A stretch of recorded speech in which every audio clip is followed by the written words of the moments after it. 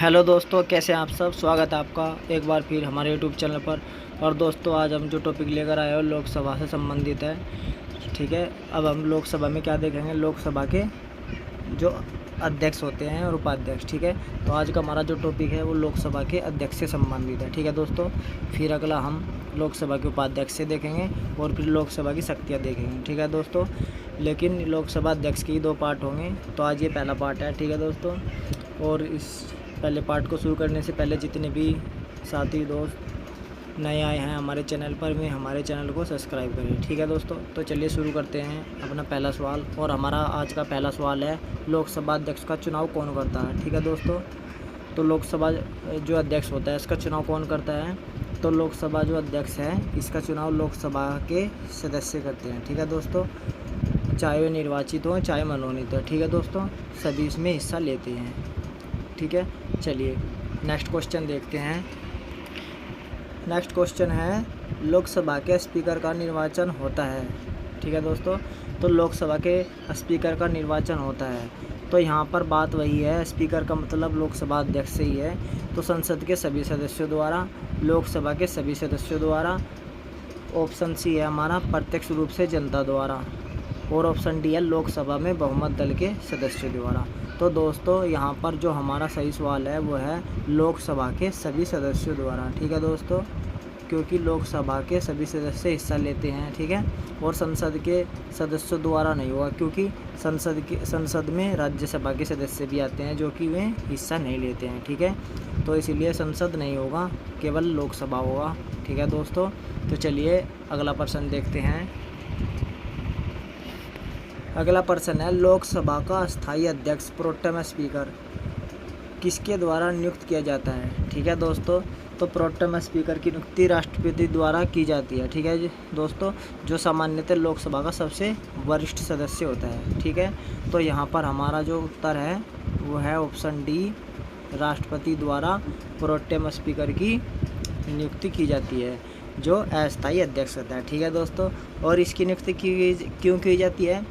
Pro tem speaker क्या करता है, जब तक लोकसभा अध्यक्ष का चुनाव नहीं हो जाता, ठीक है, वो सदन में मदद करता है और जो नवनिर्वाचित सदस्य हैं उनको शपथ ग्रहण करवाता है। ठीक है, और उसके बाद शपथ ग्रहण करवाने के बाद फिर क्या होता है, प्रोटेम स्पीकर का पद स्वतः ही खत्म हो जाता है। ठीक है दोस्तों, तो उसका ये कार्य होता है, राष्ट्रपति निर्वाचित करता है सबसे वरिष्ठ को, फिर वो शपथ दिलवाता है, उसके बाद फिर क्या होता है, उसका पद खत्म हो जाता है। ठीक है, स्वयं ही। चलिए नेक्स्ट क्वेश्चन देखिए। अगला प्रश्न है दोस्तों, लोकसभा अध्यक्ष निम्नलिखित में से या निम्नांकित में से किस रूप में शपथ लेता है। ठीक है दोस्तों, तो किस रूप में शपथ लेता है। तो पहला ऑप्शन है लोकसभा अध्यक्ष के रूप में, दूसरा ऑप्शन है लोकसभा के आम सदस्य के रूप में, तीसरा है लोकसभा के वरिष्ठ सदस्य के रूप में, और चौथा है डी, इनमें से कोई नहीं। ठीक है दोस्तों, तो यहाँ पर इसका ऑप्शन बी सही हो जाएगा। ठीक है दोस्तों, ऑप्शन बी सही है, क्योंकि लोकसभा का जो सदस्य है वो तभी शपथ ले लेता है, प्रोटेम स्पीकर उसको शपथ दिला देता है, उसके बाद ही चुनाव होता है किसका, लोकसभा अध्यक्ष का। ठीक है दोस्तों, तो इसलिए यहाँ पर गलती मत कर देना कि लोकसभा अध्यक्ष के रूप में शपथ लेता है। ठीक है दोस्तों, क्योंकि ये खुद को किसी को भी नहीं पता है कि कौन लोकसभा अध्यक्ष बनेगा, वो तो बाद में पता चलता है। ठीक है दोस्तों, चलिए नेक्स्ट क्वेश्चन देखते हैं। अगला क्वेश्चन है, लोकसभा अध्यक्ष को पद की शपथ ग्रहण कौन कराता है। ठीक है दोस्तों, तो इसमें लिखा है कि लोकसभा अध्यक्ष को पद की शपथ ग्रहण कौन कराता है। ठीक है, क्वेश्चन इस तरह से आते हैं कंफ्यूज करने के लिए। तो इसका ऑप्शन देखते हैं, पहले राष्ट्रपति, बी सर्वोच्च न्यायालय के मुख्य न्यायाधीश, सी निर्वातमान लोकसभा अध्यक्ष, मतलब जो पहले लोकसभा अध्यक्ष था, और ऑप्शन डी शपथ ग्रहण की आवश्यकता नहीं। तो दोस्तों, इसमें यही उत्तर सही है, क्योंकि शपथ तो उसने जब सदस्य बना था तब ले ली थी। ठीक है, तो उसकी आवश्यकता ही नहीं है शपथ लेने की। ठीक है दोस्तों, चलिए, लेकिन ज़्यादातर बच्चे क्या करेंगे, राष्ट्रपति पर एकदम लगा देंगे। ठीक है, चलिए क्वेश्चन देखते हैं अगला।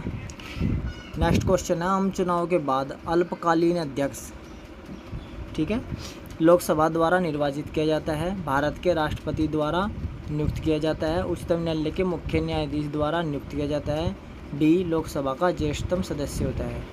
ठीक है दोस्तों, तो आम चुनाव के बाद अल्पकालीन अध्यक्ष कौन होता है, तो ये हमने बताया भी था पहले, लोकसभा का ज्येष्ठतम सदस्य होता है। ठीक है दोस्तों, चलिए, जिसे हम प्रोटेम स्पीकर भी कहते हैं।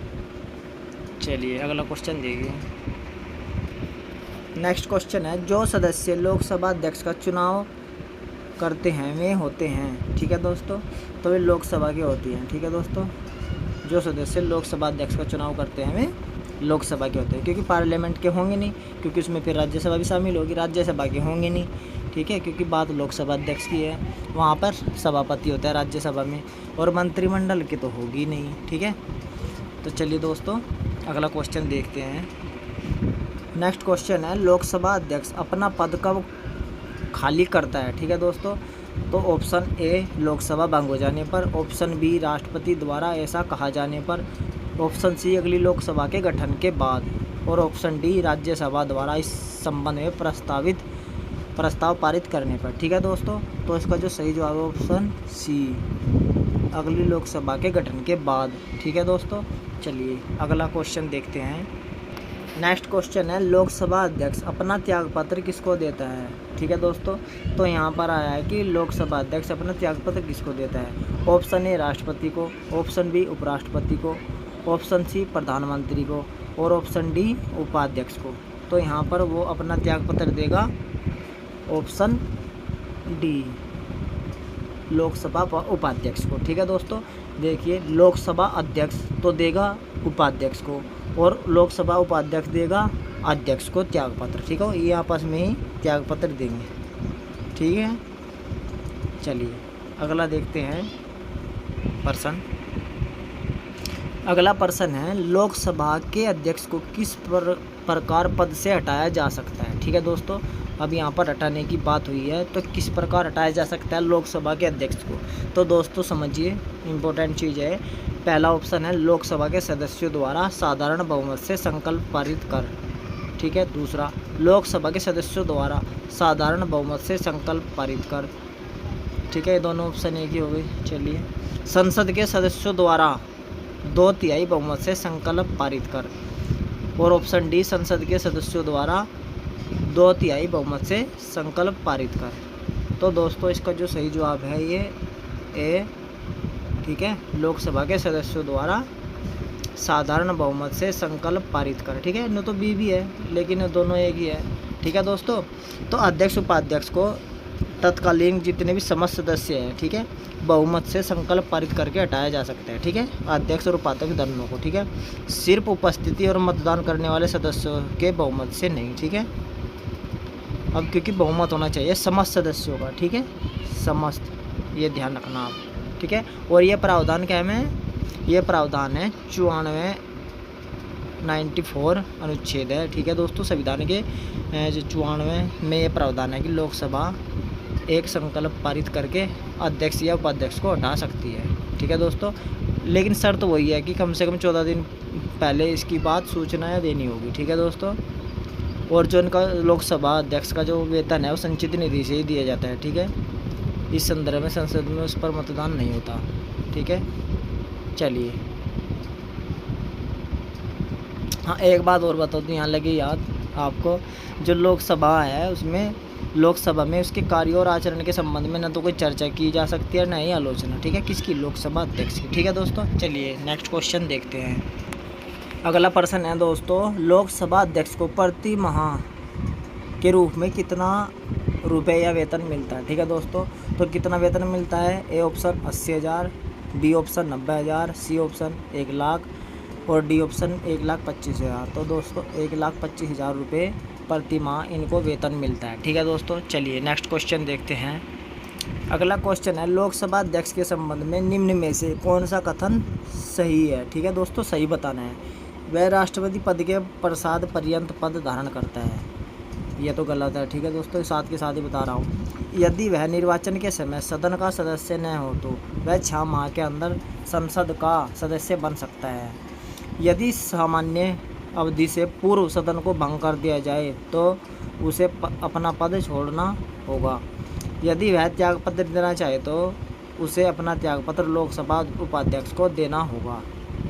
तो इसका डी ऑप्शन सही है। ठीक है दोस्तों, त्यागपत्र अपना किसको देगा वो, यदि वह अपना त्यागपत्र देना चाहे तो वह अपना त्यागपत्र लोकसभा उपाध्यक्ष को देगा। ठीक है दोस्तों, ये बाकी तीनों गलत है। ठीक है, तो ये सही है। चलिए नेक्स्ट क्वेश्चन देखते हैं दोस्तों।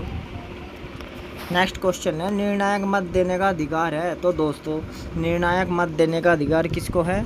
ये बहुत ही मोस्ट इम्पोर्टेंट स्थिति है। ठीक है दोस्तों, तो निर्णायक मत देने का अधिकार ना तो राष्ट्रपति को है, ना उपराष्ट्रपति को है, ना प्रधानमंत्री को है, तो लोकसभा अध्यक्ष को है। ठीक है दोस्तों, और वो कब दे सकता है? जब विपक्ष और विपक्ष के मत क्या हो जाए? बराबर हो जाए। ठीक है दोस्तों, तो तब क्या करेगा? वो अपना निर्णायक मत दे सकता है किसी प्रस्ताव के पक्ष में और विपक्ष में बराबर मत पड़ने पर। ठीक है दोस्तों, तब लोकसभा अध्यक्ष अपना निर्णायक मत दे सकता है। ठीक है दोस्तों, तो ये मोस्ट इम्पोर्टेंट क्वेश्चन है। ठीक है, चलिए नेक्स्ट क्वेश्चन देखते हैं। अगला प्रश्न है लोकसभा के अध्यक्ष को सामान्य परिस्थितियों में मत देने का अधिकार नहीं है, केवल टाई रहने पर मत देने का अधिकार है। संसद के अन्य सदस्य की भांति मत देने का अधिकार है। संसद के सत्र में केवल एक बार मत देने का अधिकार है। तो दोस्तों ये सभी गलत बात है। इसका केवल टाई रहने पर ही वो क्या कर सकता है? अपना मत दे सकता है। ठीक है दोस्तों, चलिए आगे प्रश्न देखते हैं। अगला नेक्स्ट क्वेश्चन है लोकसभा का अध्यक्ष किसको संबोधित लेख द्वारा अपना पद त्याग सकेगा? ठीक है, तो दोस्तों ये हमने पहले भी बताया है, लोकसभा उपाध्यक्ष को। ठीक है दोस्तों, चलिए नेक्स्ट क्वेश्चन देखते हैं। नेक्स्ट क्वेश्चन है यदि लोकसभा के अध्यक्ष एवं उपाध्यक्ष दोनों के पद रिक्त होते हैं तो सदन के बैठकों की अध्यक्षता कौन करता है? तो दोस्तों ये मोस्ट इम्पोर्टेंट क्वेश्चन है। ठीक है दोस्तों, ये मोस्ट इम्पोर्टेंट क्वेश्चन है, इसे ध्यान से बिल्कुल देखिएगा। चलिए ऑप्शन ए सदन द्वारा नामित सदस्य, लोकसभा का वरिष्ठतम सदस्य। ऑप्शन सी सदन द्वारा अनुमोदित चेयरपर्सन के पैनल से प्रथम सदस्य। तो दोस्तों इसका सी ऑप्शन सही होगा। ठीक है, ये ध्यान रखना कि सदन द्वारा जो अनुमोदित होगा ना, लोकसभा सदन द्वारा, वही अनुमोदित चेयरपर्सन के पैनल से प्रथम सदस्य। ठीक है दोस्तों, चलिए नेक्स्ट क्वेश्चन देखिए। नेक्स्ट क्वेश्चन है लोकसभा सचिवालय प्रत्यक्ष पर्यवेक्षण के अधीन है। तो दोस्तों ए गृह मंत्रालय के, बी संसदीय मंत्रालय के, सी प्रधानमंत्री कार्यालय के, डी लोकसभा अध्यक्ष के। तो दोस्तों उसका सही उत्तर है लोकसभा अध्यक्ष के पर्यवेक्षण के अधीन रहता है लोकसभा सचिवालय। ठीक है, चलिए नेक्स्ट क्वेश्चन देखिए। नेक्स्ट क्वेश्चन है संसद के दोनों सदनों के बीच गतिरोध की स्थिति में संयुक्त अधिवेशन की अध्यक्षता कौन करता है? ठीक है दोस्तों, तो संयुक्त अधिवेशन की अध्यक्षता कौन करता है?